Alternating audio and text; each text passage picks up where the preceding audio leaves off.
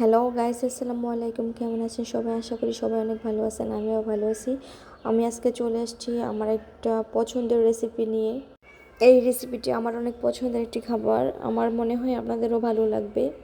পুঁই শাক, আলু, বেগুন, কাঁঠালের বিচি ইত্যাদি আরও অনেক কিছু দিয়ে আজকের এই রেসিপিটি রান্না করব।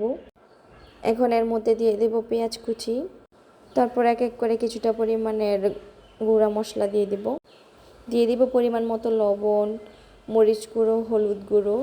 এবার সামান্য পরিমাণ পানি দিয়ে এটা কিছুক্ষণ ঢেকে রান্না করে নেব। আমাদের এলাকায় এটাকে চাপা শুটকির তরকারি বলা হয়। এবার আমি পেঁয়াজ, রসুন আর চাপা শুটকি হালকা থেতো করে নেব। আমার মনে হয় শতকরা 80% লোকেরাই এই রান্নাটা অনেক পছন্দ করে থাকেন। মাংস খেতে খেতে বোর হয়ে গেছি, আর তাই এই রেসিপিটি আজকে রান্না করতেছি আর আপনাদের সাথে শেয়ার করতেছি। আশা করি সবার কাছে আমার এই রেসিপিটি ভালো লাগবে। এই যে এবার এই থেতু করে রাখা রসুন, শুটকি, পেঁয়াজ এগুলি দিয়ে দিব। এবার 5 মিনিটের মতো রান্না করে নেব।